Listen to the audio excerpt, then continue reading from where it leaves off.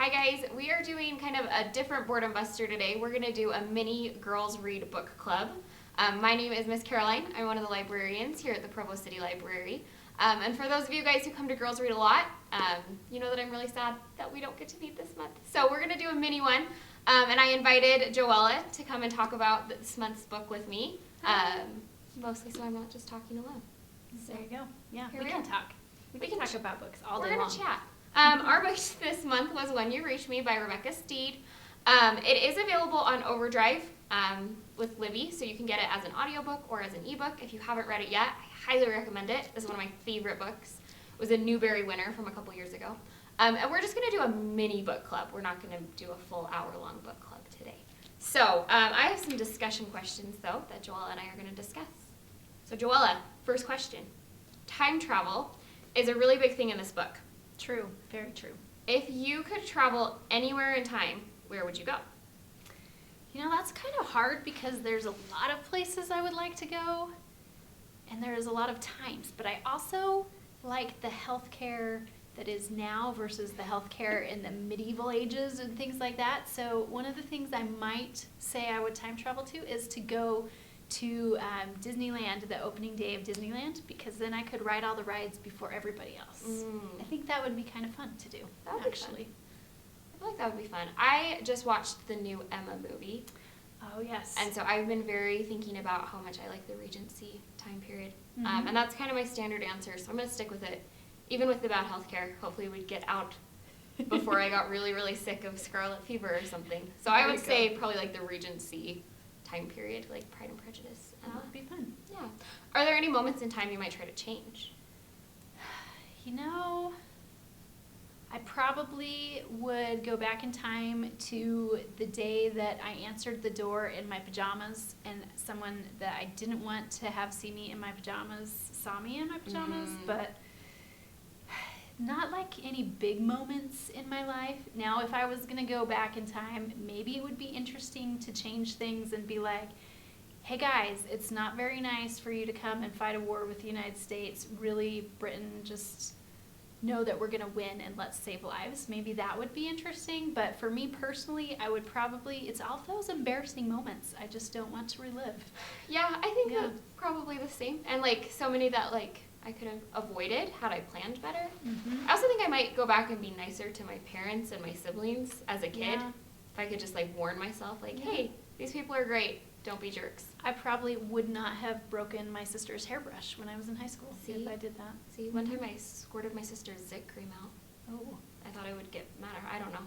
I got in a lot of trouble. Don't do that. So moral of the story is you would regret all of your bad choices and try to change them. Absolutely. Which is kind of what happens in this book, Yeah, actually. absolutely. Is they kind of realize, you know, ways you can be a better friend, better person. Mm-hmm. Yeah, Yeah. definitely. Okay, next question. Okay, ready. So Miranda, which is the name of the main character in this book, Mhm. loves the book A Wrinkle in Time by Madeleine L'Engle, which is Mhm. also a Newbery winner. True. And she reads it over and over and over. What books did you read over and over as a kid?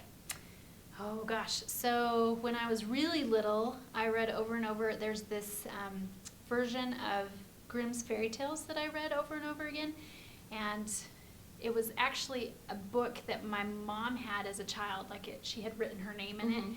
and I read it so much that the cover has fallen off, and it's just completely falling apart. I still own the book, but that was the one I read over and over as a little kid, and then growing up a little bit more the age of who would read this particular book, I think Babysitters, and there was a Nancy Drew where Nancy got engaged to Ned at one point, and that one, as a sixth grader, I think I read that book like 3 times in the same year. That sounds amazing. I know. I'll have to go find it. Nancy and Ned. When I was really little, I read Possum Magic by Mem Fox. Yes. Which is a weird book about a possum who travels through Australia eating Australian foods. There you go. And I really liked Possum Magic. And I really liked a book called The Robbery at the Diamond Dog Diner, which I do not think is still in print, but it was about a robbery at the Diamond Dog Diner. And I read those books a lot. When I got older, though, I had a list of like 10 books I would read every single summer. I ranked my 10 favorite books, and I tried to read them every year. And number 1 was Boston Jane by Jennifer L. Holm. Guess who recommended that to you? We go way back. I know. In case you didn't know, I recommended that Caroline, as a child who came to the Provo City Library, that she read that book when I was a librarian here. Yeah. And now Ages I ago. am a librarian. So take our recommendation seriously, you guys. Okay, last question. Okay. So Miranda, at the beginning of the book, and her best friend Sal, kind of one of the first things that happens is we find out that they were best friends and stopped being best friends. True.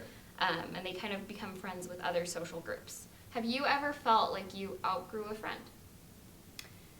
I feel like I was really close to some friends in elementary school, and then once I went to middle school, because we had different classes, we started being a little, like, we didn't do as many things together. Like, I was in choir, and some of them were in band or orchestra or things like that, or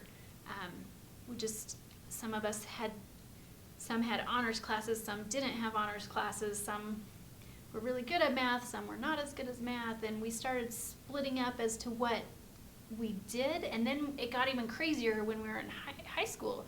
So I did yearbook, and I did virtual yearbook, and I did psychology, and other people had higher history classes, or they kept going in math, and I decided that I wasn't as good at math, so I didn't do that, and Yeah. things like that. I think we kind of grew apart, and in high school, the closest friends that I had were the ones that did all the same types of things with me. Yeah.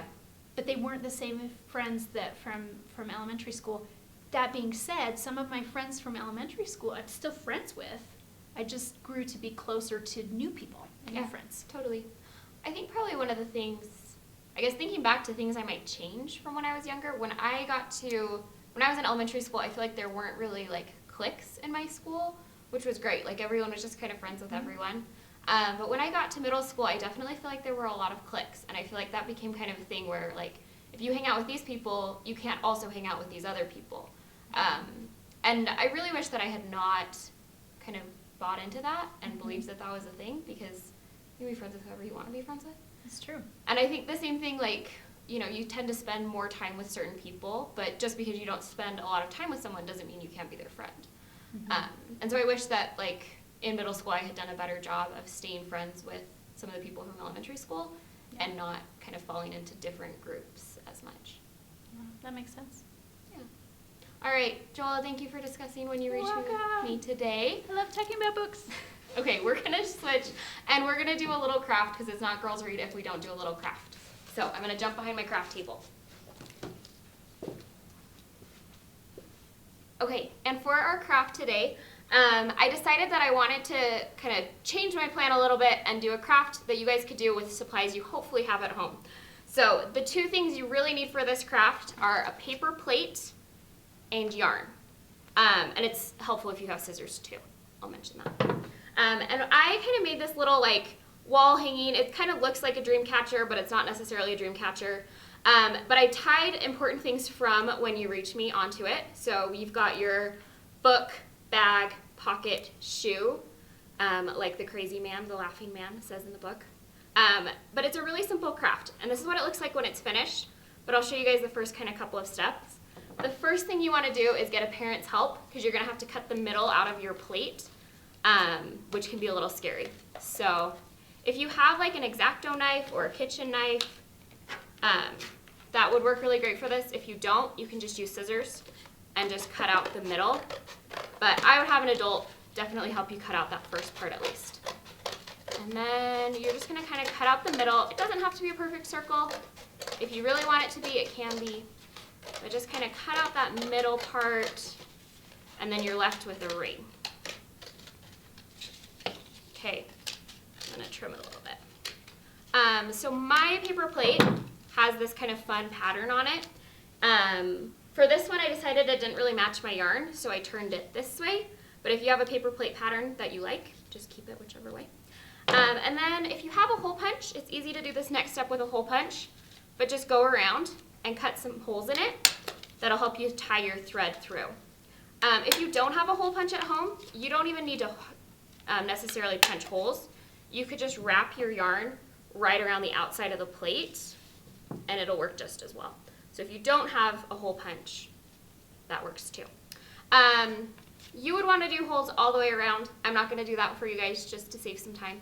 But you would punch holes all the way around. I'll do one more so I can kind of show you this next step.